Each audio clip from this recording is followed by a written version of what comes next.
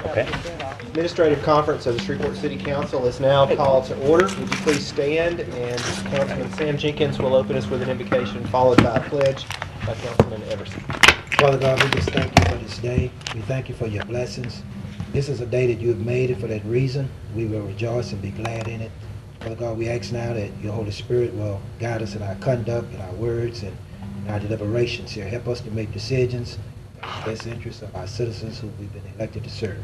It's in Jesus' name that we pray. Amen. Amen. Please face the flag and with your hand over your heart, repeat after me.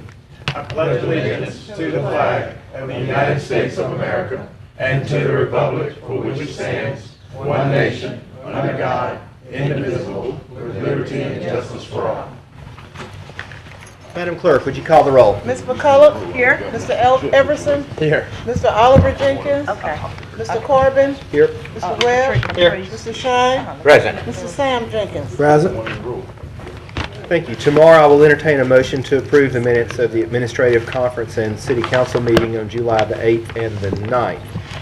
At this time, does any council member have any awards, recognitions, or distinguished guests? It's open. Mr. Chairman, Councilman Shine. I have not a distinguished guest, but I had a person who came down with a problem who wanted to talk to the mayor. I pointed the CEO out to him, and because I don't see him right now, I don't know whether he's coming back in or not, but I'll pass it up for the time being because he was kind of on my skin, and I told him the mayor was bigger than I am and got more skin to get on. I think he'll be back down, Mr. Shine. I think he will. He went up Okay. to make some copies for me. Thank you. Any And other? Mr. Sibley, thank you for being so kind and to that gentleman. Yes, sir. Any other recognitions by council members? If not, Mr. Sibley, Mayor Glover, we'll transition over to your recognitions. All right, Mr. Chairman, members of the council, as usual, we say thank you to all those who have taken time from what we know are busy schedules to come down and join us. We certainly appreciate them being here. At this point in time, we have no additional communications to offer at this point in time. Thank you, Mayor Glover. Brings us down to reports. Does any council member have any questions or concern relative to property standards? Mr. Chairman, I do have one. I have it written down. I'll pass it on to Ms. Cornell. I just pass it on to her after the meeting. Okay, great. Tomorrow we will have a master plan committee report from Ms. Sanders. I suspect, I don't see Ms. Sanders, but I'm guessing that we will.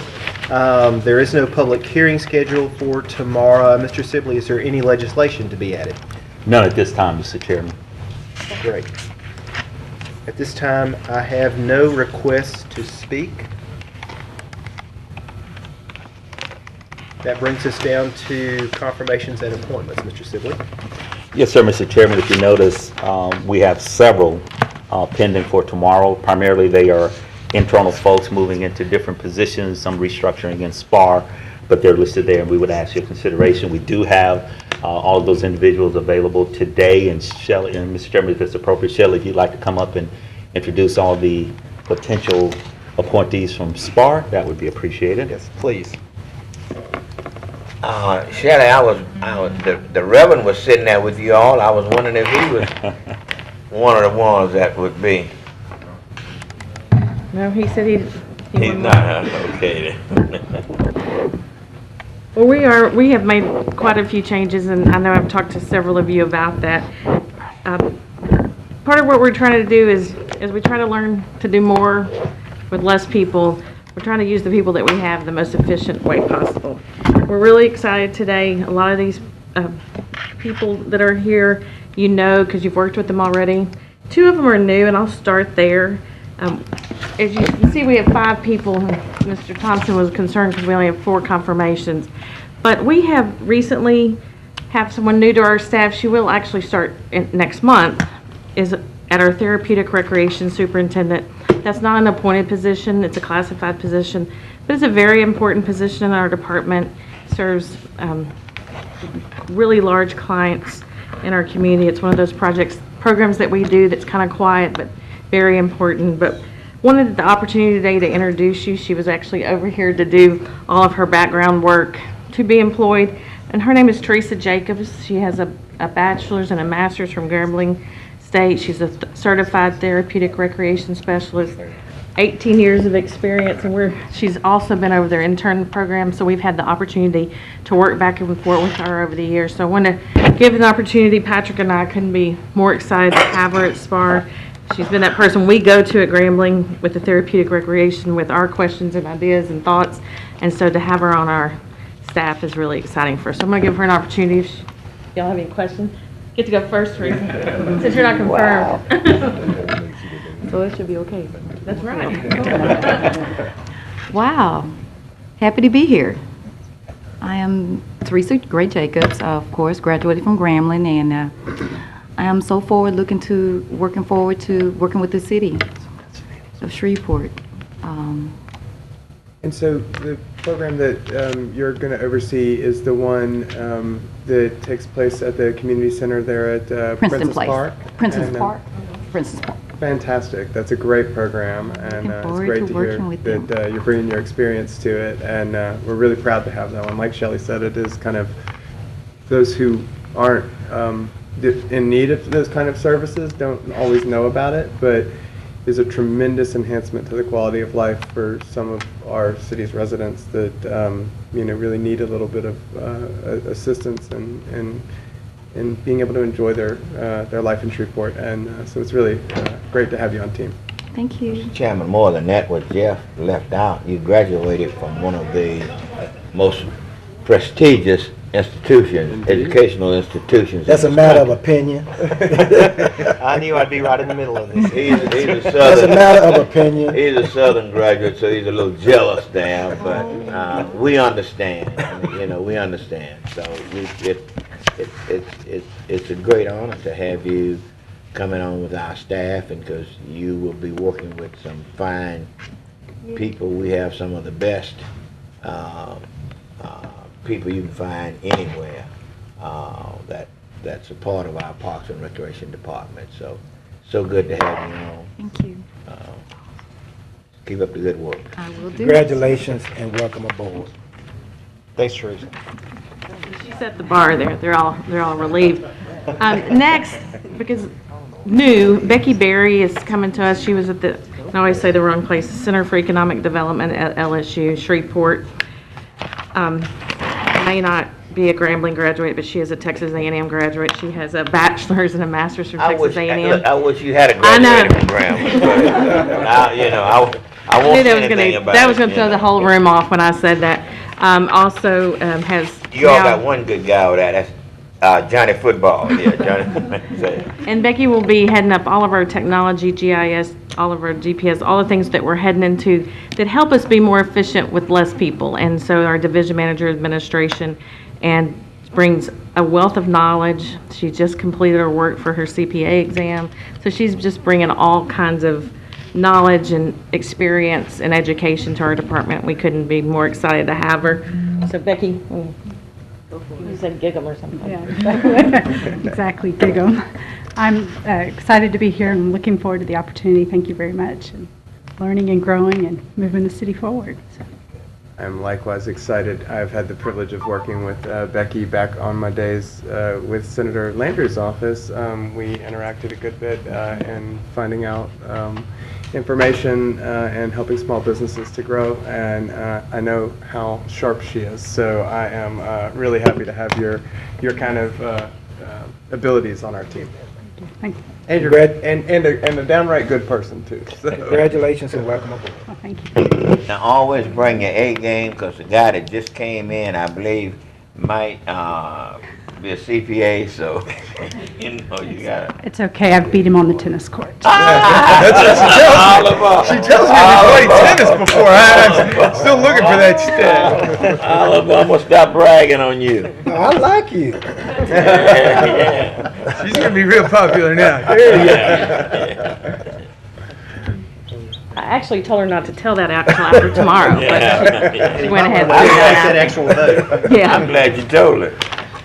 And I'm going to kind of start from newest, or I don't know if this is youngest, I wouldn't say oldest, newest, but Charles Himes, who's going to be assistant to the division manager in maintenance, is one of those stories we love to tell. Almost 16 years ago, Charles started as a crew member at SPAR, and, you know, that's And I know he's a Grambling grad. it's a Wiley looks like graduate. one. He is actually a Wiley, and he started as, you know, this is entry as you can get, and couldn't be more proud of the progress that he's made over the years, and very well respected among his peers, and he's going to do a great job.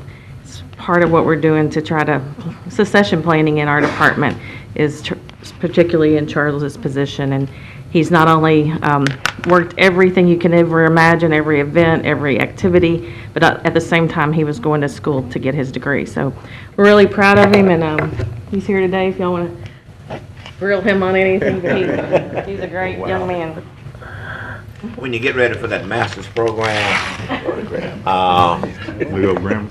there you go. There you go. You learn Councilman quick. Shine has a little scholarship fund he can help. Wait a minute. He does that for a lot of city employees, so do call on him, because he's very benevolent. in that regard. Just let me know, I'll get you in touch with Well, pretty much, I just want to thank everybody for the opportunity and my superiors, everybody who has supported me to this point in my career, and I just look forward to progressing in a continued future here with SPAR. Thank you, Charles. I've had the opportunity to watch you progress over the years, and I'm looking forward to casting that vote tomorrow. Congratulations on your you. promotion and your progress. And I'm not going to let him argue over youngest to oldest, but Nick Robertson is next, and he is going to be the division manager of recreation. He's been in kind of interim in this position for a while. Retired military, 18 years of experience in management and recreation, and Bachelor of Science in Physical Education, and so we're excited. Nick's already been doing so much in our recreation division, keeps it going, and I told him, no, we got to get that tie off so we can get him back out there with those children here in a minute, because it's the busiest, one of the busiest times for us at our recreation centers right now. But Nick. I just want to take this time to thank everybody for this great opportunity. And I've endeavored to do the best that I can to continue to take us to new levels. Thank you all. And I want to thank my supervisor for seeing something in me and giving me this great opportunity. And I won't let you down. Great. Thank you. Congratulations, Nick. Thank you, sir. Congratulations. Continue to do a great job. Yes, thank you so much. Absolutely. Now, Nick, I saw a lot in him, too, years back. I got a list of questions for this next guy. Bring him on. And oldest in whatever kind of way you want to think of it. I don't think he is, but you all know Ronnie very well, and he is. There's just not a lot I can say. I think I told somebody the other day he holds us all together and has done everything you can think of at SPAR. And about 8 months ago to a year, as we began to get into these bond projects and some of just and some projects that have finally come to fruition, we needed some help in administration, and we're very excited to have Ronnie up there. He knows everyone, has been around and seen it all, and I'm very proud of him and proud to have him in administration with us. So, Ronnie. So you saved the best and the oldest for last. Okay. But I do appreciate this opportunity, and want to tell Shelley and Patrick that I'm going to do my best for them, continue to do what I've been trying to do for years. So I'm ready for you. No, you're a fine fellow. You really are. You are. You've been doing. No, I'm talking about you. Yeah, Well, I appreciate that. I really You do. are. And you are a joy to work with, and you always have the right attitude. I appreciate I that. think that's great. I really do. Thank you. I I'm appreciate glad to it. see this opportunity come your way. All right. Thank you. Congratulations, Ronnie. You've always done a super job. Thank you. I really appreciate that. Okay. And of course, I didn't introduce Patrick, but we both wanted to be here today because we really are proud of the staff. The majority of them are from within our department, and proud of the things they have accomplished over their years with their years of service combined. I think there's 80 years of experience standing back here, and it's a very diverse work experience, very diverse backgrounds, and like I said, we couldn't be more proud of, and I wanted Patrick to come today because, it takes us all to keep SPAR moving in the right direction, and we both wanted to be here to support these new appointments to our department. So thank you for the time. I want you to do me one favor. You have to get someone from Southern University in this lineup sooner or later, okay? I'm looking for that. Okay. But, Mr. Mayor, tell him, that's not how we pick employees. We quality. It must be, it's Not obviously for something university. Joe Shine is in favor of, okay? Not university. I think we'll sit down before we get into it. In all seriousness, no, congratulations to you and Patrick for a great selection. Yes. This is a great lineup I of agree. people, and Yes. I think we've all, those of you who we've had the privilege to work with or seen working, you're all exemplary employees. So it's going to be great to see you all as part of the team in the new roles. And I hope you can all be here tomorrow when we actually do cast our votes. And cool. Let us give you some congratulations at that point as well. And Mr. Chairman, the other individual is someone you all are very familiar with, and we think it's time. She's proven herself very well, and that's Ms. Barbara Featherston, who has been submitted for the permanent position as Director of Water and Sewage for the City of Shreveport.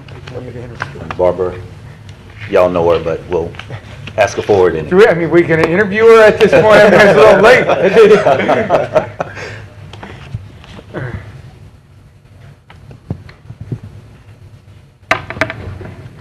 State your name for the record.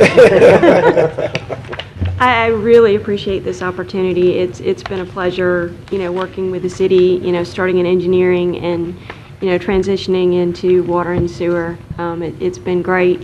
One of my first projects when I moved here, as 20 some odd years ago, was a project for the city of Shreveport that's down on south on I-49, what we call the Linwood elevated tank. And so I've had, quite a bit of experience with the city, and this has just, this has just been an honor to work with the staff and with the council and with the administration. It's been great. I'm looking forward to the challenges that we have coming up in the future. Thank you, Barbara. Great selection, I might add. Thank you, sir. Thank you, Barbara. I don't know where y'all found her. Yeah, I but mean, good job. Look high and low. And that's, Mr. Chairman, that completes our list of appointees for tomorrow. Dale, that might be another Grambling graduate too, Might be. if they rank that high. Mr. Sibley, I don't believe we have anything under consent agenda for introduction. Would you please continue for items to be adopted? Yes, sir. Under Section 9, regular agenda legislation, these are resolutions on second reading and final passage, or which will require only one reading. Number 94 authorizes the execution of a retainer agreement with Ronald F. Letier, attorney at law, ratifying any all work previously performed. This matter was previously postponed. Number 125 ratifies the waiver of building permit fees and the donation of building materials and supplies to up to 21 qualified low to moderate income homeowners in the city of Shreveport. This is with the World Changers Organization. Number 126, a resolution to amend resolution number 221 of 2012, which allocated funds to specific organizations from funds budgeted in the other charges in the Riverfront Development Special Revenue Fund. This involves the Joella White House and the fishing tournament funding. Number 127 authorizes a cooperative endeavor agreement with the Volunteers of America, North Louisiana. This is involving some housing projects with community development. Resolution 129 declares the city's interest in certain adjudicated property as surplus, otherwise providing with respect thereto. Number 130, final acceptance of state project number H.009914, Morningside Drive Bridge over Virginia Avenue Ditch, Caddo Parish, and otherwise providing with respect thereto. Any discussion? Yeah, Mr. Chairman, on number 94, I had requested some information, I believe at our last meeting, concerning the retainer agreement with the Letier Law Firm. I was wanting to know, was there any work that had already been done, fees that had already been earned, that had not been paid, or that may be tied up with this legislation? I'm trying to distinguish between those two. I had not received anything on it, Let me get, Ms. Scott was here, Mr. Dinkins, I expect her to come right back down. She did indicate, I believe at the last minute, that there were some pending invoices, but when she comes back in, we'll get the specifics on that. That'll be good. I thank you. Thank you, Mr. Chairman. Mr. Chairman, Councilman Shine. and I'm sorry, and I know this is out of order, but Mr. Davis has gotten off from his job. I'm sorry to come and, would you come forward and just, you don't have to, if it's all right with the Chairman, you don't have to state everything since the mayor is here, and because I know you and the mayor both are very busy people, and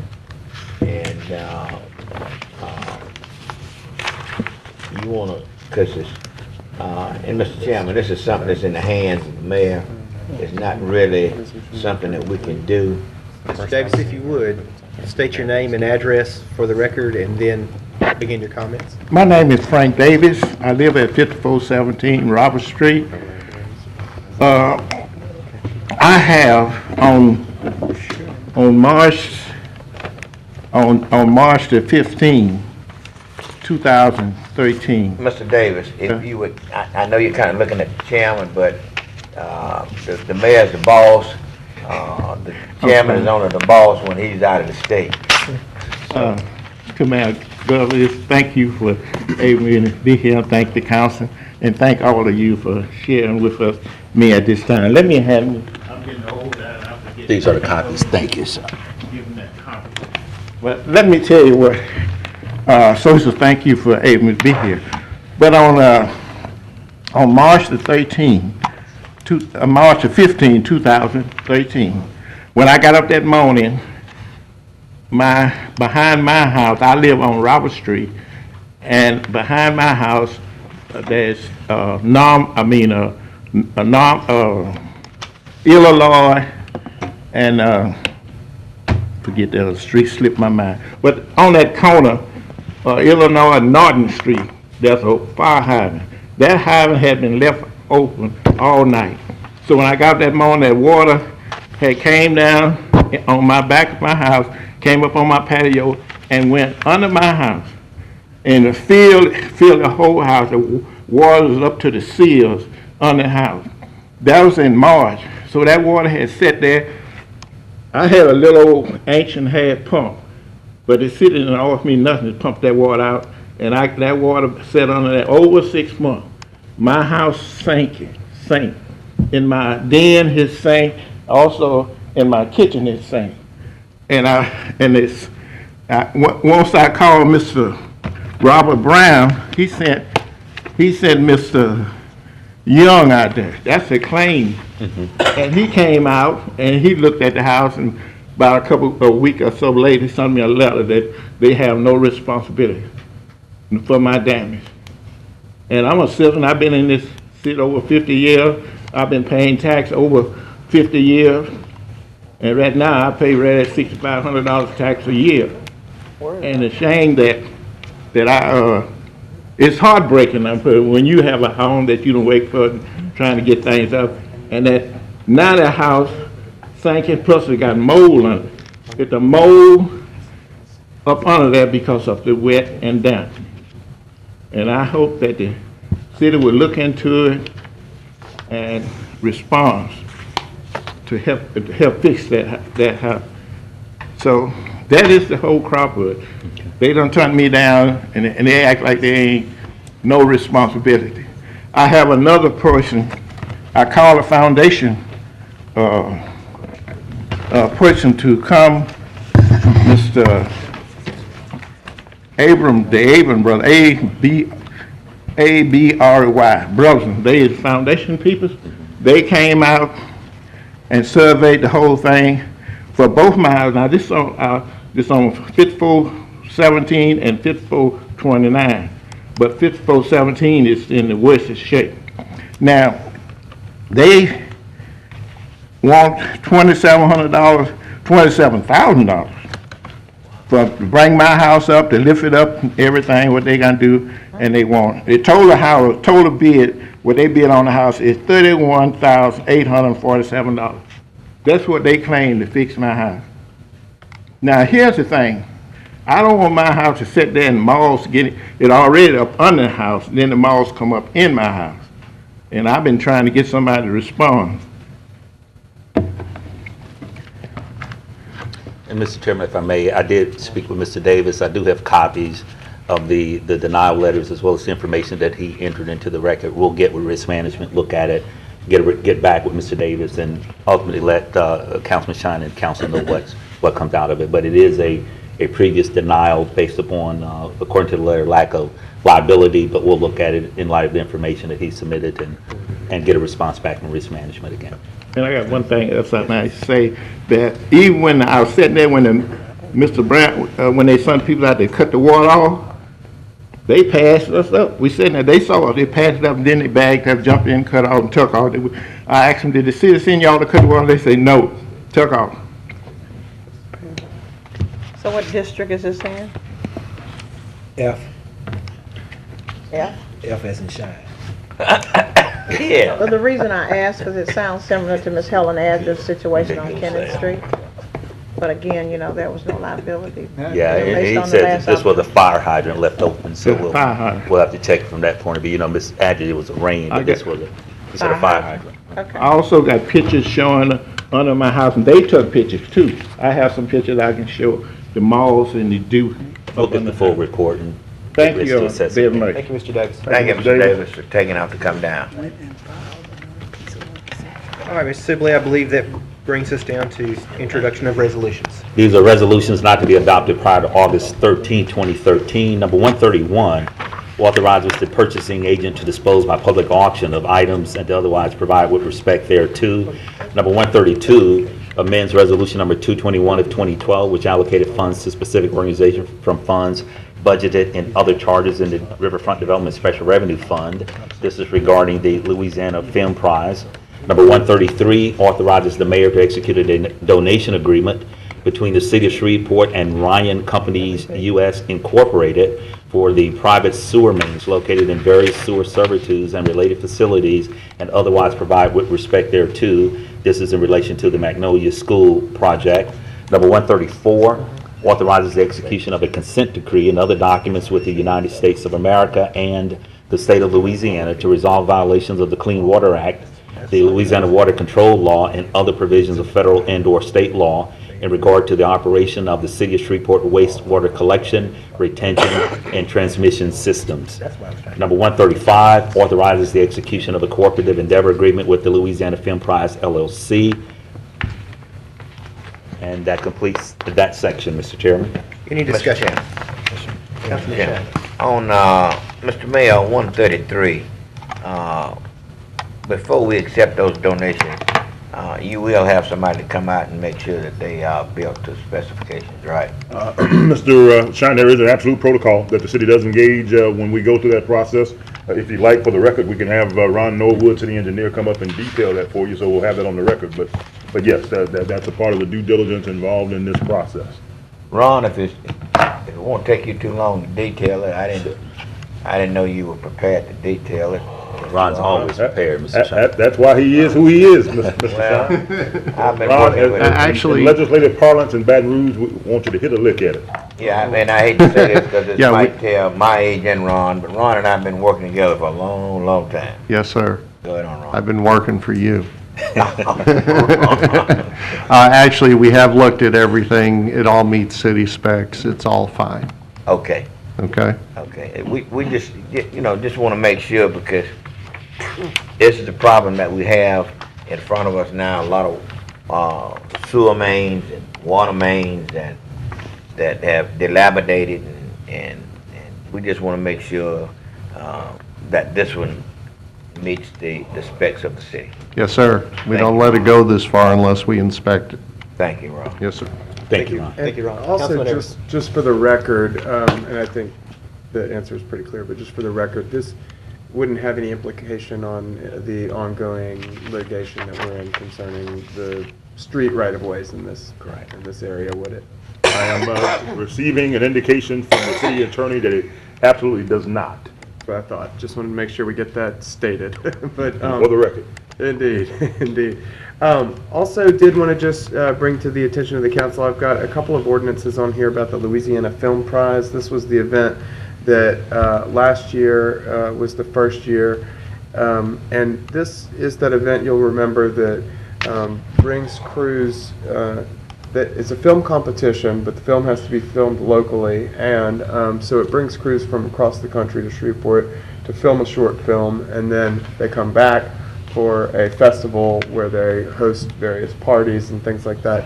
It was a tremendous event last year, and from what I understand, the application base this year is even more strong and made up of out-of-town people who've come to town to drop dollars and invest money in making short films here.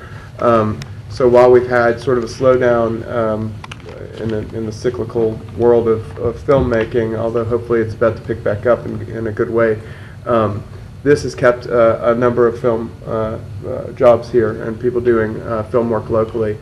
So I thought it would not make any sense to not support it the second year when the first year our support resulted in such a great result. I thought it was really only fitting that we supported it again this year. So that's why I'm offering that there.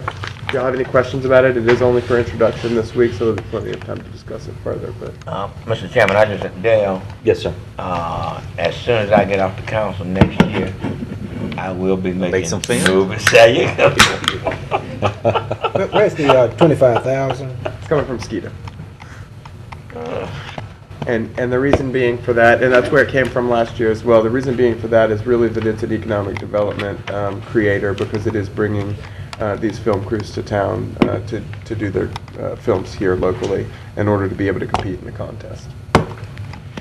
And then again, like I say, to host the parties. I don't know who was able to attend or not attend last year, but it's really a very cool event. I encourage you to attend this year because they have these crews that come in and make movies. Maybe 80 to 100 different short films are made. They pare it down to the top 20 of them, and then those people end up hosting little parties at local restaurants and having little events during the festival and doing different things to get the crowd support, because part of the vote is done by a cast of judges, and then part of the decision is made by how popular the movie is with the audiences that see it. So it's a very, very cool setup. It was a very fun event, highlighted Shreveport in a very good way, and like I say, happy to answer any additional questions if y'all have any. On number 134, if we could change the subject, Mr. Chairman. I see we have a resolution here to authorize the execution of the consent decree with the Department of Justice. Now, does this resolution, does this have to be a part and parcel of a proposal to fund the repairs that we are saying that we are going to make? Can this proceed separately? That's what I'm trying to find out. So we think they have to proceed coherently, if you will, together. So if this goes forward, there needs to be some action on the plan. But this one's on first read, so it'll lay over. We wanted to go ahead to keep the schedule going by putting it on, realizing that you guys would have to deal with the rate portion of it before you finalize this portion, but we didn't want to lose any time in the timeline. So we'll go ahead and introduce this on tomorrow. What's going to be happening Yes, with sir. this? Correct. It would not be prudent to pass this Before. without a way of funding it, because when we pass this, it's my understanding the clock starts ticking. Exactly. Now, does the, Well, he doesn't sign it necessarily, though. Right. It's just authorizing, I mean, he's got to get the final I mean, in theory, it doesn't mean the day we pass this, he's got a consent decree in hand. It just gives him the latitude when he's satisfied with that's the way I read it. Maybe I'm mistaken. Again, our position is that they should proceed together, because one without the other is basically worthless. so does the amendment to the proposal, to the funding proposal, does that come back up again at this meeting? It didn't move forward at the last meeting. Does it come back up again? We at could tomorrow's take it up meeting? if we wanted to. I was sort of thinking we would postpone it to the meeting where we deal with both issues at the same time. Yeah, the rate part is subject to be voted whenever y'all are ready. It's already on, already been introduced. This simply introduces this portion, and hopefully the two will marry up when you guys are ready to deal with both of them. Now, will there be a public hearing on this somewhere down the road? I mean, other than what we generally do here at 3 o'clock in our meetings, or do we just contemplate a public hearing that's gonna be, you know, in the ordinary due course of things? On the rate portion? On the rate portion, yes. I would We encourage would there. intend to be able to facilitate this, yes. Yeah, that's what we had a discussion right before today. You know, I know that you mentioned it on the community meeting last week, and I think you had mentioned an intention of doing a few more. I think that would be well received and something we would like to see happen. Thank you, Mr. Chairman. Any more discussion? Mr. Chairman? Mayor Calabro. Just for the record, I want to share with the council that we do appreciate and obviously support the efforts to fund and facilitate the Louisiana Film Prize. This is an effort that we think is absolutely an imperative if we want to continue to grow and cultivate and develop the film and digital media industry here in Northwest Louisiana. It's a collective effort that involves support from various levels, including the city, the parish, as well as a significant part of the corporate community. And essentially, most folks are aware of the various film festivals that go on around the country, whether you're talking Sundance or any of the others. Essentially, what Louisiana Film Prize is for us is our version of a film festival, but that's focused specifically towards what many people believe ought to be the direction in which this industry ought to be evolving in the state of Louisiana, and that is making more efforts to try and cultivate our own indigenous film production folks, folks who are actually connected to, grounded and rooted in Shreveport, and connected in some way, and have them to become a part of the media development that can be packaged and sold and ultimately distributed around the world. And Jeffrey Kallenberg and a lot of folks throughout the region came up with this concept and idea to give us that particular event that we can package and build around, that connects to and helps to facilitate the other types of larger scale production that goes on with the various movies, television series, and what have you. And interestingly enough, this is one of the things that came up several weeks ago while myself and Arlena and Pam Glorioso and others were out in California for the annual Locations Expo. You did have a good number of the young up-and-coming folks who were involved in various efforts around the country and the world, asking about Film Prize, whether or not it was going to continue to go.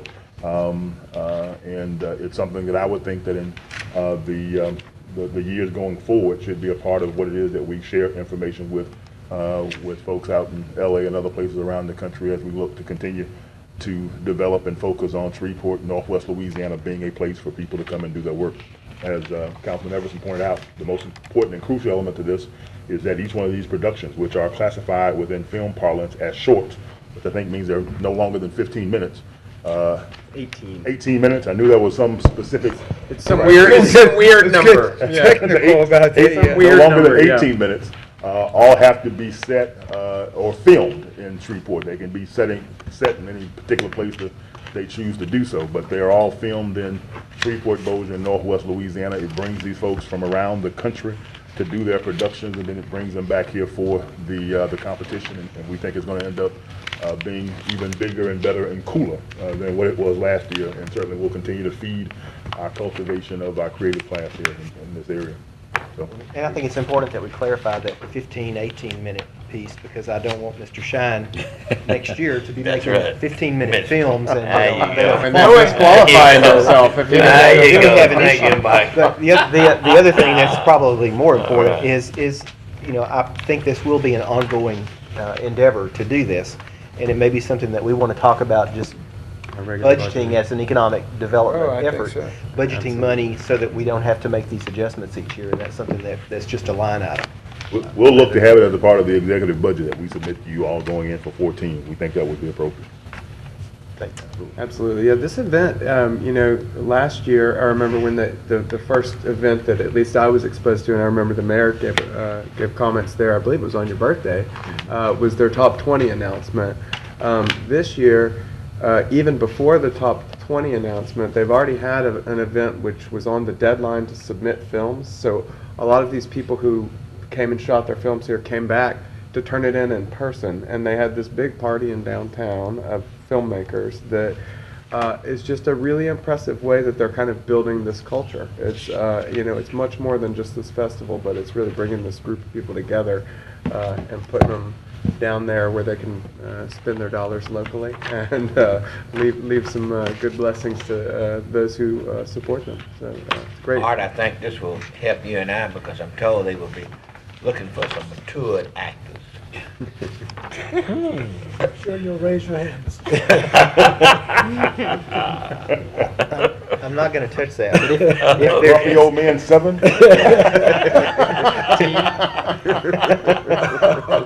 Mr. Sibley, before we move on to introduction of ordinances, I see Ms. Scott's back in the room. Do we want to go back to Councilman Sam? Yes, sir, if we may go back and visit the legislation regarding Mr. Latier.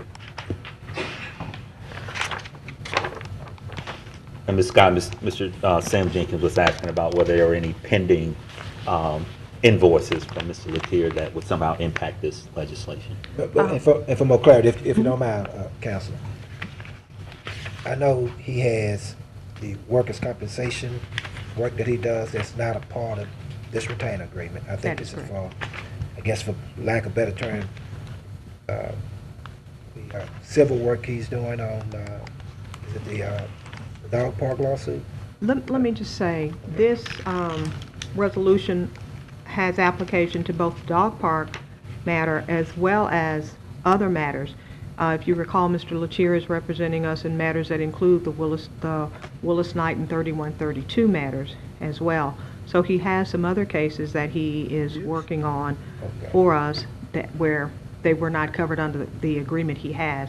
Current agreement he has speaks in terms of representing us on workers' compensation and personal injury. There is nothing there that speaks to general litigation. And this is the category both the dog park and the Willis Knight matters would fall into. All right, and I was trying to get a handle on, has he performed some work and earned some fees, has not been paid, that predate this resolution coming on our agenda? No, there are none. The last and all invoices that have been submitted in regard to the dog park litigation in particular, as well as the other litigation that he is representing us on, be it the workers' comp matter, the other general liability matters, or the personal injury matters, have been paid. The last invoice was submitted on last week, and it was a little less than $800 from the dog park matter. That invoice I do not believe has been paid, but it has been submitted for payment. Okay, all right. But I'm good. That's what I needed to know. Thank you, Ms. Scott.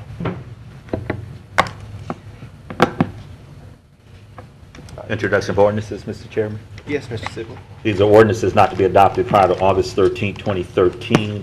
Number 81 closes and abandons the 30-foot wide portion of Riku Avenue south of Cadillac Street and west of North Market Street in the Talbot and Ager subdivision, located in section 25-1814, Kettle Parish, Louisiana. This is regarding a plant and relocation of some fencing around that plant on a street that the city has previously abandoned part of it. Number 82 authorizes and provides for an encroachment on a portion of the Ontario Street right-of-way. Number 83 authorizes the purchasing agent to dispose of surplus real property. Number 84 amends the 2013 grant fund budget, appropriating the funds and otherwise providing with respect thereto. This involves a $200,000 grant for Cross Bayou redevelopment from the US EPA.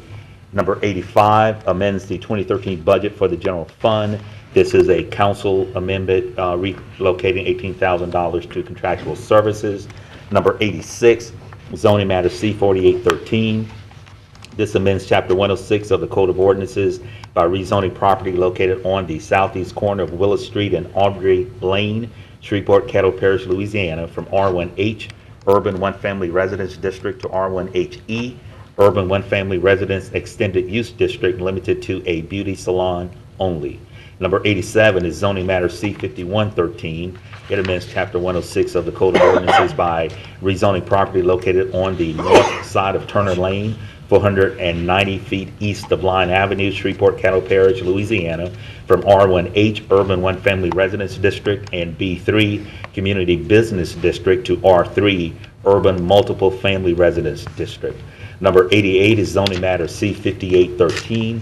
It amends Chapter 106 of the Code of Ordinances by rezoning property located on the southwest corner of Wagoner Avenue and Mansfield Road, Shreveport, Caddo Parish, Louisiana, from B1 Buffer Business District to B1E Buffer Business Extended Use District, limited to a beauty salon only. Number 89 is zoning matter C5913. It amends Chapter 106 of the Code of Ordinances by rezoning property located on the south side of Greenwood Road, 490 feet east of Emory Street, Shreveport, Caddo Parish, Louisiana, from I-1 Light Industry District to I-2 Heavy Industry District. Any discussion? If not, Mr. Sibley, let's go to ordinances on second reading and final passage. Number 8911 amends and reenacts Chapter 74 of the Code of Ordinances relative to solid waste collections. This matter was previously postponed. Number 15 amends and reenacts certain provisions of Chapter 94 of the Code of Ordinances relative to utilities. This matter was previously postponed. Number 63, an ordinance amending the 2013 capital improvements budget. This matter was previously postponed. Number 64, an ordinance amending the 2013 streets special revenue fund budget. This matter was previously postponed.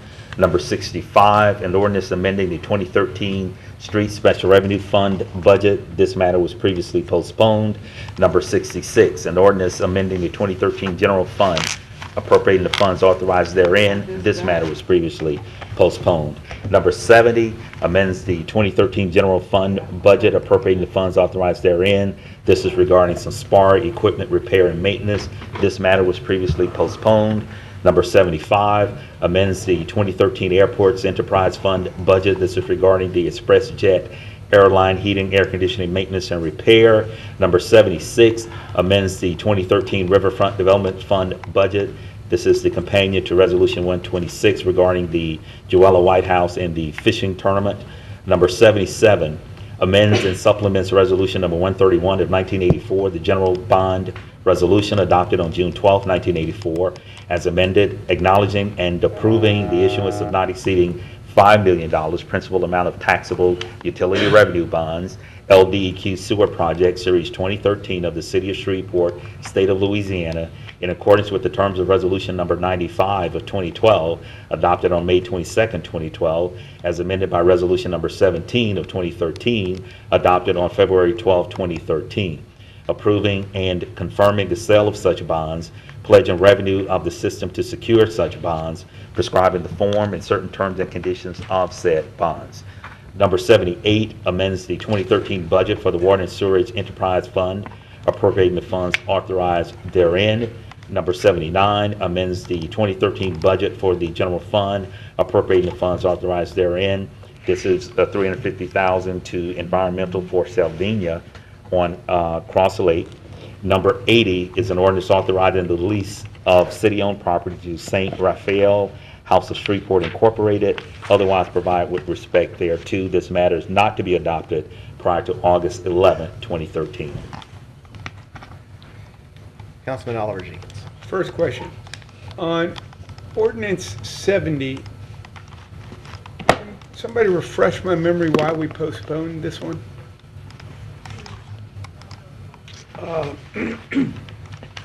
That's because the amendment was added to use some of the SKITA money.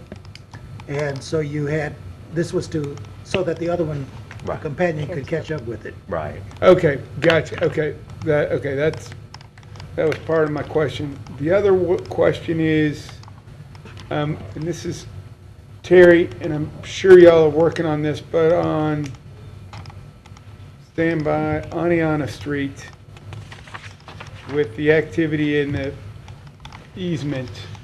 Oh, Ontario. Ontario, excuse me. Yes, sir. We would like to visit with you on that, Mr. Jenkins. We do have feedback legally and engineering wise.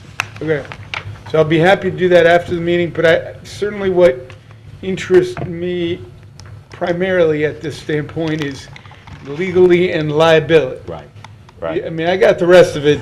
There's a lot of other issues, but those are the two that nobody else can answer. Yeah, those are the big ones for us. Okay, okay. We can visit after the meeting. Okay, that'd be great. Thank you. Any other discussion? I'm trying to see, number 78.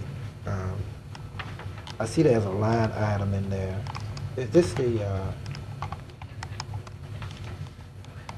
there's a line item in there for 350,000 That's the one for that's chemicals going, on Cross Lake? that's the one that's going to number 79. That would be to treat the Salvinia. If you look at number 79 right behind it, that's where it's being received by environmental, the 350,000. Okay. It's the same money? Yes, sir. I got you. All right, I'm good. I'm good. Thank you. All right. Mr. Chairman? Mayor Glover. Barbara, before you take a seat, I know Wes is here as well. Want you guys to offer some comment on this, since council members, you all may have been contacted by some folks who have expressed a desire to see us do more with regard to the Salvinia issue in Cross Lake. And I have passed those issues and questions along to Dale and Barbara for their consideration and deliberation. They have given me assurances that we are doing what we believe to be the most appropriate things to keep the water supply aspect of this issue and challenge where it needs to be, as well as those largest and most open areas of the lake in a relatively Salvinia-free condition. We do have some problems and aspects of the situation that primarily exist on the north side that represent more of a nuisance as opposed to any sort of a threat to the quality of the water supply. There has been some discussion in previous deliberations about the possibility of partnering with other levels of government to work on those areas and issues of the Salvinia challenge that exists primarily on Cross Lake, but technically outside the city limits in terms of actual residents that they are impacting. And we're still open to those. But what we believe is being done right now represents our ability to most effectively ensure that we address the issues that we have before. So, and feel free to correct or redirect or We be more specific than what I've we have a certain amount of funds budgeted for the chemicals and the spraying that we do for Salvinia. We recognize that those are not enough. We try to budget. A lot of that depends on weather conditions. When we have a very tolerable winter, the Salvinia kind of takes a little bigger hold, and it tends to be in the areas along the coves, along the coastline. Salvinia doesn't like the open waters. You'll have pieces of it come off from the big mats that will be in the more of the swampy areas. We have been working, we were very fortunate, and Wes can elaborate, Wildlife and Fisheries is out today doing a mass spraying. They had some of their chemicals and some of their equipment available since they sort of drew Bistineau down to the point where you can't really access those areas. And so they made those airboats and the chemicals available to us, and we have folks from Wildlife and Fisheries out. Is this the first time they've come out to Cross Lake? I think they came out a couple of years ago and did a limited treatment.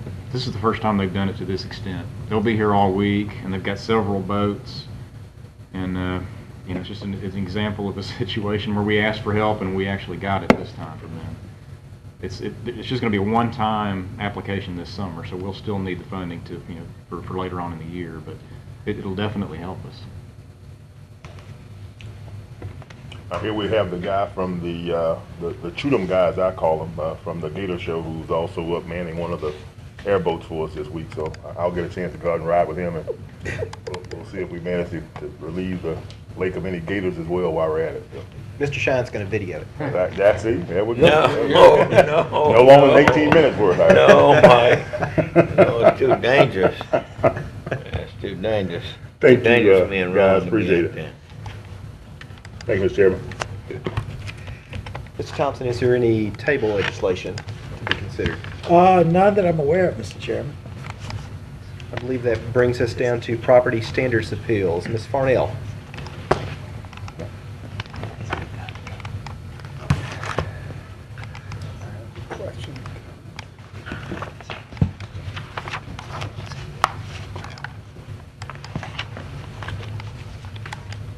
Good afternoon.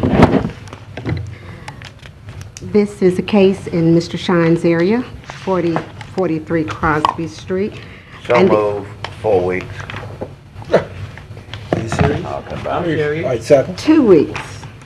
No, 4 weeks, let's give him 4 weeks. Second. Okay.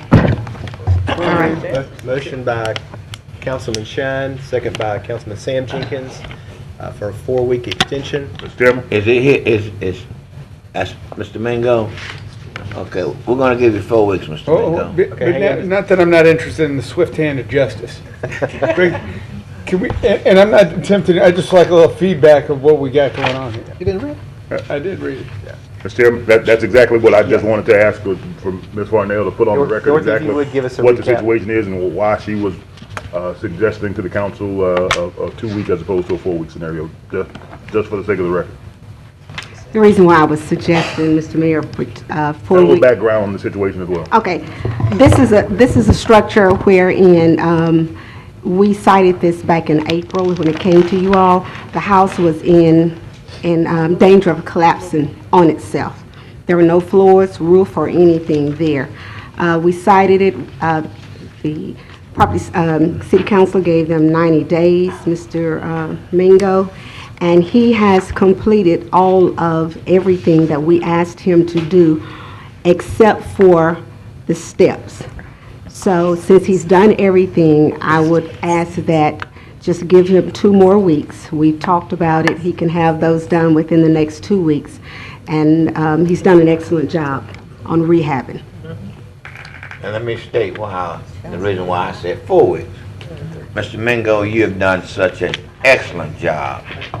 And I'm very pleased with it. I have not been getting the calls from any of the neighbors over in that area. And as a little caveat, I'd like to give you 4 weeks.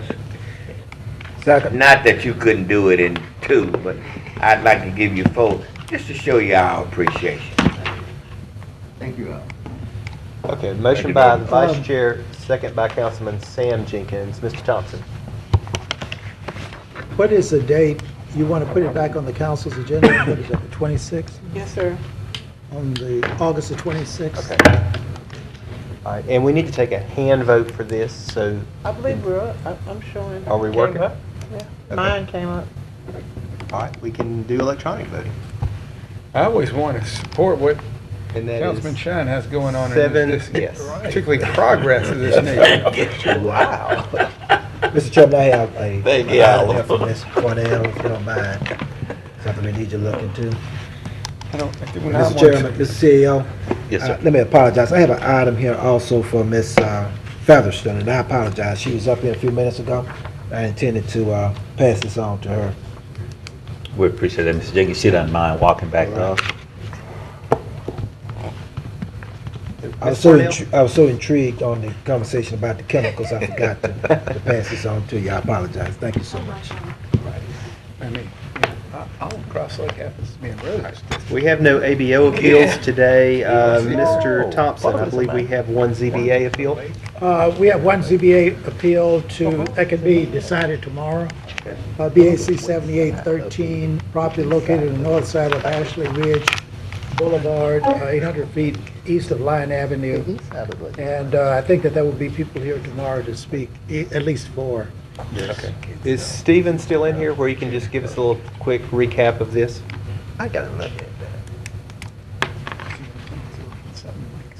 I believe it's a zoning, a parking issue. This was actually a variance in parking. And on the original application, they did not say anything about having birthday parties on the application. There's a previous history of events that occurred at that property that were problematic. And so since that wasn't actually in the application and there wasn't a real clear definition on how those parties would be handled and whether or not the entire facility would be affected by that, it may be a problem with parking. They will tie a use specific to a variance. So the use specific was to the gymnastics and did not include the parties. And I believe that part of it is what's being appealed from my understanding. Okay. Okay. So if we, tomorrow, if we uphold the ZBA, we would support that variance and allow them to have parties, or we would be overriding? You'd be overriding that portion of it. You'd be modifying that decision. It was actually approved, but it did not take into consideration that they would do parties a part of it. If you were inclined to allow the parties, I think we need to get a clear definition from the applicant of how they would manage that where it would not become a parking issue as we had in previous history with just open events that took the entire facility. That may not be their intent, but it wasn't very clearly articulated in the meeting. Okay, thanks. Does that make sense? Councilman Aldridge? I mean, I guess I certainly want to give this group an opportunity to, be as profitable as an enterprise as they possibly can. I don't know how to say it any other way. I'm not sure I understand why the limitation, the limitation has a specific number, then maybe we should tell them, okay, here we will approve you up to a party that's such and such big. If I'm them, you're going to come back and say, well, how big is your party? Their answer is going to be, well, I'm going to have a big party as I can get people. You're in a pretty gray area of what you're asking them to come back and tell you what their party size is. Well, it all goes back to you got a very large facility. If you filled that facility to capacity, there's a large number of cars that could be there.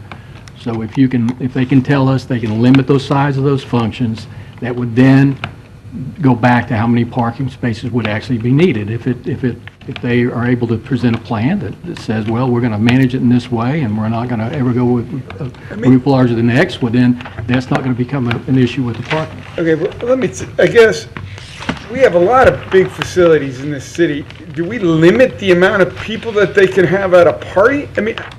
It sounds a little unique here. Now, maybe I'm mistaken on this, but is there some other underlying issue that we're not aware of? Is it strictly their big buildings so they could have a big party, and I'm not sure they have enough parking because they have a big building and they could have a big party? Right now, we have square footage figures that are used to calculate the facilities, and except in some, as far as all the multi-purpose facilities are concerned. So it depends on the amount of occupancy, so how many people you can have there. Same thing, similar to what calculations that used by the fire marshal of how many people can get in a building. So it does matter how much square footage you have in the facility available for occupancy in like an assembly occupancy situation of how many cars you can physically get out there. So although in the past, that facility had been used for some parties and they were parking out on the grass, and it was actually people were parking in other people's parking lots. So what we don't want to have is a situation where they get it to capacity and they don't have enough parking spaces to manage it. If they have a way to limit it or manage it, I don't believe there's a problem. But they didn't present that very well at the hearing, how they would do that, and their original application did not have the parties in there. We heard that actually at the hearing presented about the birthday parties. It wasn't a part of their original application submitted to staff. And I believe tomorrow we'll hear, as we hear from the parties involved, I think that we'll get a little clarification on that. And certainly without oversimplifying it, I would think a lot of these parties, somebody would be dropping off their kids for a party and coming back and picking them up, and not everybody that may be in the building's capacity is going to be driving a vehicle. There could be a way for this to be managed. If we knew exactly how that was going to be done, I think it could have been a different outcome at the hearing. If you assume that the maximum number of people were in the building for a party that the building would hold, how many parking spaces would you need? I don't have that figure right in front of me. I would have to go back and look at the file, but I'll be able to answer that question tomorrow if you'd like. But I'm sure it's far more than are available. Yes. It was a very large number. I just don't, on the top of my head, I don't remember what that was. The other thing, from the staff viewpoint, if there's going to be an amendment, we would, whenever you know it, we would like to know it so we can draft it, so that Ms. Glass can draft it. I guess I'm not as optimistic that it's going to be that clear tomorrow as maybe other people are in this room, but that's just me. I mean, but, well, I guess we'll see how it goes tomorrow. Yeah. Because to me, I would just say, you know, you can't have a function in which there's especially, you know, your parking capacity, your parking required is going to exceed capacity, period. Did anyone speak against this at the ZBA meeting? No. No opposition. And one of the issues too, this did operate as an indoor soccer stadium at one time. When we're doing an event like that, then that's based off a number of seats. Let's say if you have bleachers, how many seats you can actually physically get in there. If you have just an open area and you're going to just bring people in, you know, you're going to get quite more people that could actually occupy that facility. So if it was operating, you know, we have the ordinance to give us guidance on that, and we could limit that, but this is not for spectators, it's just for use. The way it was presented, the parties is what really threw a little bit of some problems with that, is that the fact that it wasn't clearly defined on how they would limit that. If it was only limited to specific spaces within the building and things of that nature, I think maybe instead of having it open to the entire facility, there may be ways to limit to where we don't have enough spaces. I got you. So the idea on the parties is not limited to gymnastic parties or something. I mean, it could be Forum for Equality or something else that could be occupying the entire. See, that's the potential, is if you can maximize all that space there, you could have quite a number of people. If they did, as I recall, on the floor plan, did have some areas they called offices on the floor plan, that they said that they could use those spaces for parties, and then maybe have them use the open area. So if they can only get so many people in one of those smaller rooms and limited it to how many they can get in the small room, even though they may be utilizing the other facility, maybe that's a way to limit it. Well, and I think You follow me? Councilman Oliver Jenkins brings up the right point, is if they're having 5 kids' birthday parties, that's different than renting out a 20,000 square foot facility and Having the Republican convention there. yeah, or you're holding, you're rented it out for church services or something. That's what I'm saying. I think there's a way to get there if we can clearly define it. And I think we can get some clarification. Right. I think they alternate every 4 years. Sometimes they have a Democrat. Thank you, Stephen. No problem. Are there any reports from officers, boards, or committees? Mr. Thompson? We have a zoning appeal, the Moon Rider Inn in Mr. Shine's district. It'll be on the agenda at the next meeting. Okay. Oh, thank goodness. All right. If there are no further discussions, Let me Councilman, I have one. Councilman Oliver Jenkins. And this is a question for the administration. And I wasn't there for the town hall meeting. And I'm getting a lot of, I'll call it complaints or for information of, we've got, you know, a lot of weed problem in a lot of our medians and some other public green space across the city. And I had 2 emails saying, and maybe it was misunderstood by the people sitting in there, that the mayor had said, well, one of the reasons we don't have enough resources to handle weed abatement on green space and medians was because of our contract with Bossier. Has anybody else heard this? Yes. Deal? And I wasn't there for how the conversation went. But I'm having a little trouble understanding the corollary, though I recognize they're both in the public works department. Is the argument that because we've got such a burden of our personnel on solid waste that we can't, and we have to pay them overtime, we can't have contractors to do some of the weed work? I don't know where we went. I wasn't there, and I may have missed this. You didn't have to be there to have heard this particular line of discussion come from me and other folks within the administration. Mr. Jenkins, this has been a long part of what we've talked about in terms of our budgetary priorities for the city of Shreveport. One of the things that I mentioned within the context of the town hall meeting as one of my objectives going forward in the 14 is to use this budget process to talk about how it is that we direct our resources in a way that allows us to be able to do more of those types of things right now, because we do not have the budget, the staffing to be able to do significantly more than what we are presently doing right now. And that one of the reasons as to why that is because we have such an ineffective, inefficient means and methods of collecting our solid waste in terms of how we go about collecting any and everything that's along the curb, and how that ends up making our collection processes substantially less efficient than what they should be. Our routes end up being much longer. Days go much longer. Men and women are physically beaten down worse. It ends up damaging our equipment.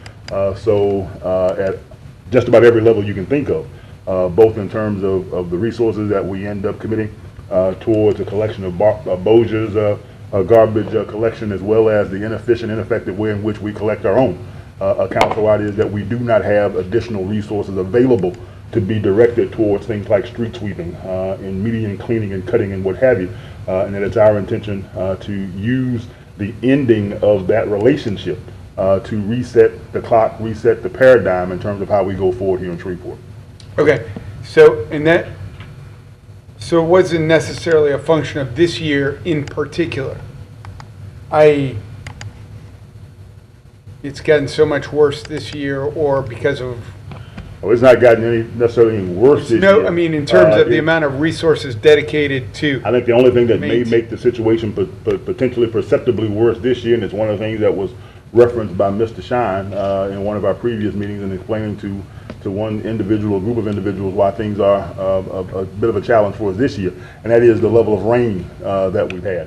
In previous summers where we've had a lot less rainfall, grass, vegetation in general has been stressed and strained in terms of its growth and spread and what have you. Whether you're talking yards or medians or weeds growing through the cracks in sidewalks and medians and what have you. But because of the increased rainfall, the increased level of growth and what have you, the problem, as I perceive it, is greater, larger, more significant for us this year than it has been in the past. And I reached that conclusion as an old ex-cotton farmer, you know, on those years that we got a lot of rain. In Grambling? All right, let me finish. That's exactly what you have down there. Cotton field. Wait a minute. Wait, look, I'm through. I'm through, Eddie. Mr. Chairman, if you would allow me, I'd also extend that, not just in terms of our ability to be able to have an effective level of curb appeal for our city, but it manifests itself in other areas of our operations. And Shelley, she's not here anymore, but oh, yes, she is. One of the ways in which, unfortunately, I became a bit more aware and acquainted in terms of where it is that we drifted towards, because that's what it's been in many respects, is a drift. It wasn't all of a sudden snap decision that we're going to go from this staffing level and this level of funding to where we are right now, but it's been that kind of a gradual belt tightening that we've undergone, primarily dating back to around 2008, 2009 or so, when the local and regional and world economies begin to shift and we begin to tighten our belts, so that we didn't end up having to make any sort of drastic draconian cuts, but we ended up trying to get essentially more with less.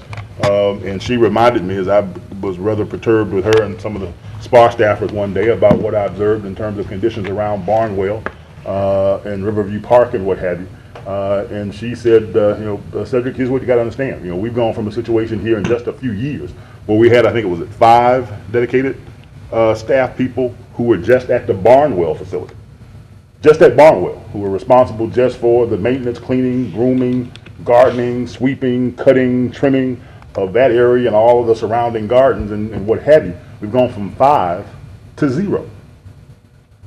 And so when I go by and I see a situation that doesn't look exactly the way it is that I want it to be, and immediately, you know, reach out and pick up my cell phone and call up with a rather curt tone to Shelley, she helps me understand, you know, that you know, we didn't just get here overnight, but these are situations and circumstances that are different than what they were, you know, 4, 5, 6, 7, 8, 10, 12 years ago, and that our ability to be able to have a level of cleanliness, curb appeal, response in certain situations and circumstances is just simply not where it is at a prior time, based upon decisions that have been made collectively, both in terms of administration, in terms of what we've recommended, and in line with what you all as the council and the previous council have adopted. And that's how it ends up playing itself out every day, is grass and weed and medians and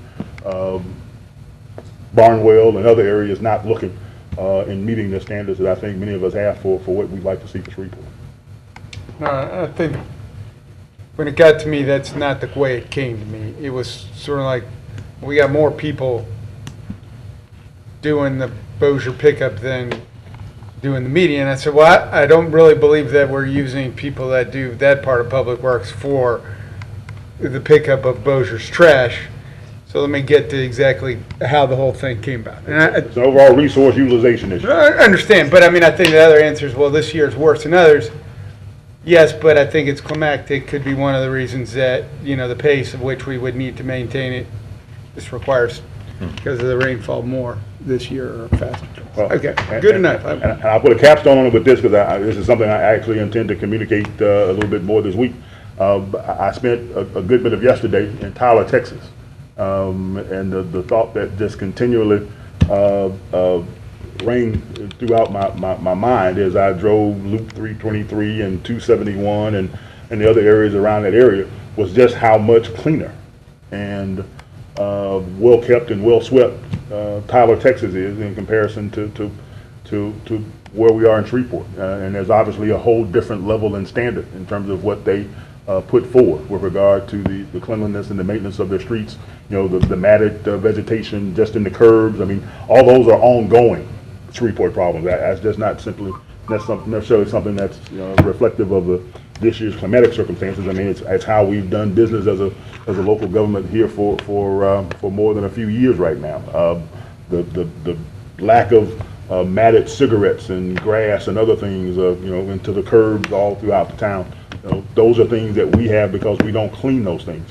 When we go and we actually even cut a curb and the grass is cut, at least in terms of the median and what have you, but you still have significant grass and growth and what have you growing up through the cracks because we haven't scheduled or staffed that function in a way that goes ahead and cleans and clears and puts that in a better condition is all reflective of where we are right now from a staffing and budget standpoint. And that's something hopefully that the ending of that Bossier contract and maybe just some decisions that we make overall give us an opportunity to be able to do a better job. You know, I've also acknowledged and see that part of our focus on doing more in our neighborhoods through our Take Back Your Neighborhoods initiative is one that's given us a better job in terms of addressing the kind of problems we were just talking about here with Mr. Mingo, because those were problems that in, you know, previous iterations of the city of Shreveport this kind of lingered, went on for a very long period of time because we didn't have the staffing or the funding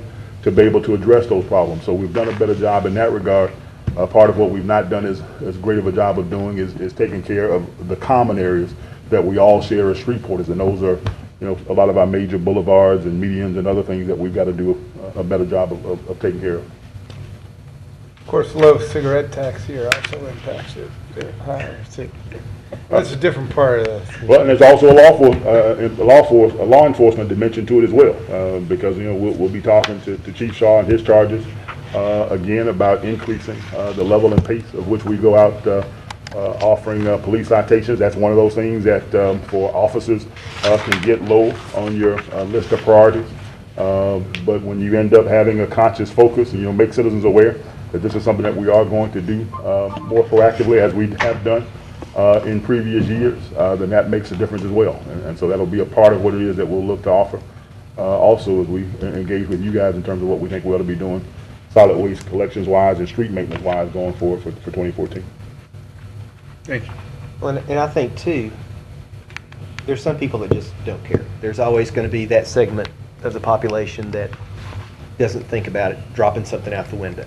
But if we can ramp up our efforts to some extent, I think there's a part of the population that may be less likely to drop something out because things are a little cleaner and look better and things like that. So anything that we can do is going to certainly be moving in the right direction. Well, the good thing, Mr. Chairman, and you're right on point. The one thing I hope we can do more of going forward is to cite that don't care segment of the population, because the one thing that a lot of folks don't realize, and we get these calls as well, and you all may occasionally as well, when we issue that littering citation, that's a mandatory court appearance. You can't just go down and pay that one. And so, you know, we make it inconvenient for those folks who don't share our values of trying to keep Shreveport clean and neat and orderly. And so if we can get our officers to begin to make that a little bit higher of a priority, that helps with those folks who just simply don't care, who will roll down a window and throw out a fast food bag at a red light just because it's convenient. You know, people who will throw out their cigarettes, and I've seen, in fact, I've gotten into slight tiffs with people in the parking lots of grocery stores who will open up a door and take a fast food bag and just shove it under the car while they're sitting there waiting for somebody to come out of the grocery store. You know, and I told them that's not acceptable. And so those types of things, from an enforcement standpoint, we can do a better job of.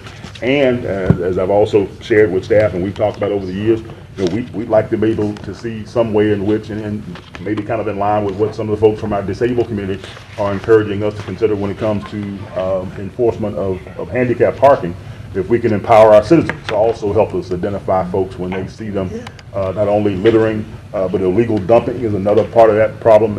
People who don't secure their loads effectively as they're driving up and down the streets, and they have stuff that flies off and what have you. I mean, this is an area that in many regards we've been kind of a wild, wild west in Shreveport. You know, you can put anything out on the garbage curb, on the curb for the garbage collection to pick up, and I can dump anything on the streets that I want to do as well. Hopefully we'll take some time and try and shift that a bit over the next year or so. Well, when you start enforcing that littering thing, start in District F, just so that when those first calls come in, then you can handle those from a legal standpoint, before just the rest of us, you know, don't have to get in there. I mean, I think somebody well-armed as Sam in that domain would be so good at answering those questions. Well, I'll say this, we do have 4 areas in terms of how the city of Shreveport is divided for our patrol purposes. We have an area captain that you all probably are familiar with. Each one of those areas 24 hours a day. I think we may end up creating a mayor's incentive for the quadrant commander who comes up with the most litter citations going. Yeah, I got one. That'd be good. Mayor, when y'all are looking at that, I know that I had shared some information a few weeks back, and I'm happy to send it again. Just based on a recommendation, actually, when Councilwoman McCullough had a meeting of some individuals in her area that were talking about keeping streets cleaner in that area, and somebody was aware of a product that is a street sweeper that just attaches to a regular truck, you know. If that's something that y'all could kind of take a look at as part of that approach. It looked on first pass as something that was very cost effective and could be a great solution for us, you know, just to kind of put behind those vehicles that we have that are patrolling areas anyway, or that are, you know, up and down the streets anyway. You know, it could be something that fits into those kind of schedules. So anyway, just wanted to remind that one. We did receive and very much appreciate it to give you just a little bit more insight what the councilman is describing. Most street sweeping mechanisms are one and the same. You have the actual vehicle itself and the street sweeping mechanism that's connected and a part of it. Some are small, some are medium sized, some are very large and what have you. What the councilman shared with us is an approach to street sweeping that allows you to be able to attach it onto the back of a vehicle, a truck. You basically just take your standard pickup truck or what have you, and be able to use it as a street sweeping device as well. We've got Stan and his guys who are looking at it to see how it may be usable. Certainly, from a getting into the business standpoint, it seems to be a pretty accessible point. Low cost of entry. Yeah, exactly. Low cost of entry. Of course, it would be whether or not it has the capacity to be able to stand up to the kind and level of use that we would want to be able to see it. But it and how many would be necessary to really make an impact? You know, exactly. But yeah, at least from, like I say, from the cursory. I mean, I'm certainly no expert in that world, but from the, you know, just little reviews I've read of it, they seem to hold up fairly well. So, well, I would also offer to you that as a part of what you sent to us, and it's a group that I've already had some previous contact with. There's an association for everything, and it turns out that there are actually 2 street sweeping related associations, and they are the manufacturers and the distributors and the municipalities and what have you, who have obviously done a better job of this than we have. And so I would encourage for those of you who are interested, because there are within those different associations discussions about best practices and other things, protocols and what have you, with regard to the street sweeping efforts in various communities around the country. It's been very educational. Very cool. And would encourage you guys to, if you have an interest, to reach out and take a look also. Be great as a part of our budget discussions that are upcoming. For some reason, I'm just having trouble visualizing a street sweeping convention and the activities associated with that. There's not just one, there's two. It involves a lot of confetti and a lot of overtime. I'm sure it's trend setting. So, any other discussion from council members? If not, I'll see you tomorrow. I'm sorry. Councilman Shane. Mr. Thompson, in this zoning appeal, BAC 8413, is it any way that is any kind of security involved in that already? That would be left up to property owners. We will, I'll have to look at that, Mr. Shine. Okay. We'll get Because back. anytime you're gonna have some extra hours, is the chief, anybody from the police department? That will be on This our- would be an instance where they would rent out the room for a party. Mm-hmm. And Mr. Shine's question is, would they automatically be required to have security? Right, because anytime extra hours and alcohol, to me, it just seems like it would Now- need security. Mr. Shine, this application, the owner of the motel would not provide the alcohol, but it would be an occasion where a person could bring in their own for the party to have somebody to serve the alcohol, so I guess alcohol would be an issue. Right, because you're gonna have alcohol there, whether it's brought in by the owners or whether it's brought in by the individuals or whether Joe Blow or Sam Smith would be bringing it in. The other part of it You're gonna that have we'll look alcohol at, there. if it's not required, perhaps, as a part of this, this application, maybe we could require it there. Could we require a certain amount of security? Or could we just require that security is there? I mean, certainly the council does put conditions on Right. zoning variances sometimes, so Right. that's probably something. Could we, Mr. Thompson, could you all create a legislation where we could require them to have some security there? Do you want police officers or deputy sheriffs? Yeah, I would say off-duty police officers, off-duty deputy sheriffs. Sworn officers? Yeah, what is the term that you use? Sworn? Post-certified sworn, yes, sir. Right. Working in an off-duty capacity. And the folks that work in our Special Services Bureau, they would be able to make a determination. They usually staff events like that based on a specific need. In other words, if we're going to be serving alcohol, how many people are going to be there? So that's certainly something we could work with y'all on to make a determination of exactly how many off-duty officers we would need for any event that they might hold there. Could you put, what is it, post-certified? Yes, sir. Yes, sir. Post-certified sworn commission. Yeah, could you put that in the piece of legislation?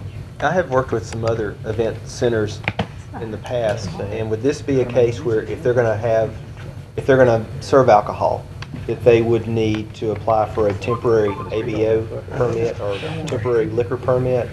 I'm not sure on that. I would say offhand that would be correct, but that's something we need to run by our ABO office first. And We when can they check into do that, through that process, doesn't that require so many officers or so many security personnel for the number of people that are going to be there? I think depending on the venue, in other words, exactly how many folks are going to be there, exactly what's going to be served, then our special services unit makes a determination on how many officers will need to be But there. I think what they're saying is that the alcohol will not be supplied by the establishment. Each individual would supply their own alcohol. That's how I understood it, Mr. Right. Thompson, is what But you're saying. We just that want to they- make sure, even in that case, you still have some post-certified security there. Correct, yes, sir. Because things have a tendency to get out of hand. Ron and I have never been in one of those situations where it has happened, but we do know that once you consume a certain amount of alcohol, you know, you have a tendency to get a little wild and woolly on the edges. Absolutely, and of course, our concern is always first and foremost public safety, and we'll do That's whatever right. we can to work, with y'all to make sure we have an adequate number of staff there to handle the event. Right. And Mr. Thompson, that's not too far from where I live. I wouldn't want to have any public safety problems in close to my residence. And this will be on our agenda for the first meeting in August. That's correct. Thank you, Bill. Yes, sir, thank y'all. Thank you. Good If job. there is no further discussion, Okay. see everybody at 3 o'clock tomorrow. This meeting Thank is you. adjourned. Thank you. Mike, good job. Okay, where'd Dale go? Can't leave because you Stepped out for a second. Yeah.